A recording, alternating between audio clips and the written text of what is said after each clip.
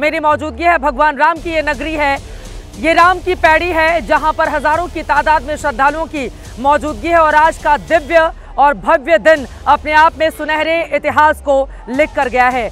आज का दिन बेहद ऐतिहासिक रहा। आज संपूर्ण राम मंदिर का करोड़ों लोगों का वो सपना साकार हुआ जिसके लिए बरसों का संघर्ष रहा। अयोध्या में पीएम मोदी ने आज धर्म ध्वजा फहराई है। ये धर्म ध्वजा राम मंदिर के पूर्ण होने का प्रतीक है। पीएम मोदी ने इस मौके पर कहा कि आज 500 साल के यज्ञ की पूर्णाहुति हुई है। ध्वज संकल्प और सफलता का ये प्रतीक है। ये ध्वज हमें प्राण जाए पर वचन न जाए की प्रेरणा देता है। भगवान राम भेद से नहीं बल्कि भाव से जुड़ते हैं। इसके साथ ही पीएम नरेंद्र मोदी ने 2047 तक विकसित भारत का संकल्प भी दोहराया है। आज अयोध्या में शुभ काम के साक्षी आरएसएस प्रमुख मोहन भागवत और उत्तर प्रदेश के सीएम योगी आदित्यनाथ भी बने। सीएम योगी ने कहा कि ध्वजारोहण नए युग का शुभारंभ है। आज हर दिशा में राम राज्य की अनुभूति हो रही है।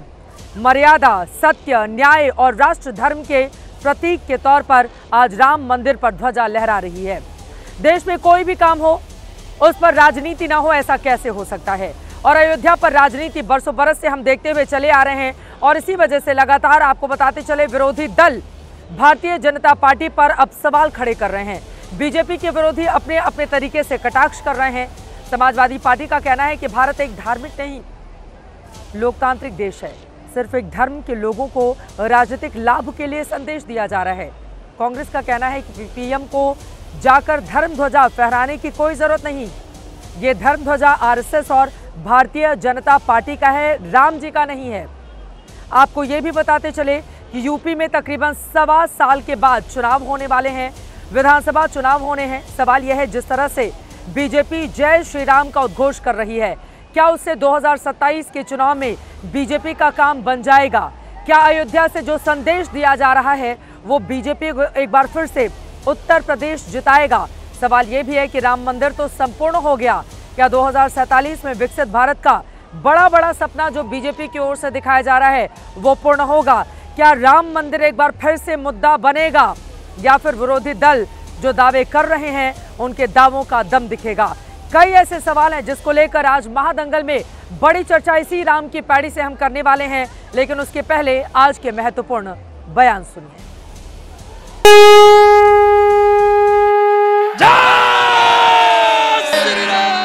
सजा दो घर को गुलशन सा, अवध में राम आए हैं। ये धर्म ध्वजा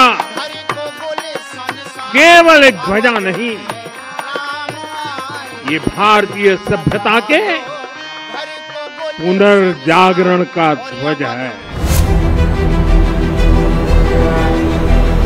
सदियों का संकल्प आज सिद्धि को प्राप्त हो रहा है। भव्य मंदिर 140 करोड़ भारतीयों की आस्था का प्रतीक है।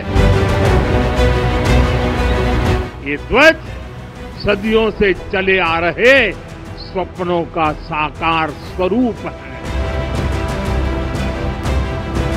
साधु संत लोग होते हैं, उनका काम होता है, शंकराचार्य लोग होते हैं, उनका काम होता है झंडा को लगाना।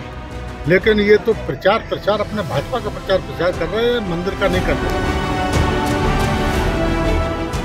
आज उस यज्ञ की पूर्णाहुति है जिसकी अग्नि 500 वर्ष तक प्रज्वलित रही।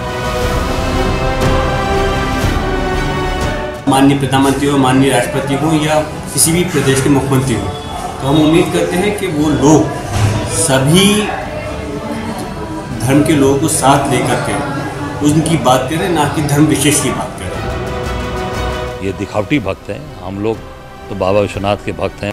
ये केवल दिखावटी चीजें चल रही हैं।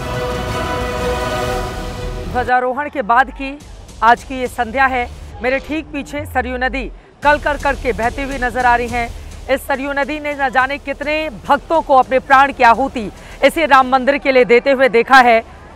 22 महीने पहले भगवान श्री राम के मूर्ति के अंदर प्राण प्रतिष्ठा तो कर दी गई थी, लेकिन पूर्ण मंदिर बाकी था जो आज ध्वजारोहण के साथ संपूर्ण हो गया है।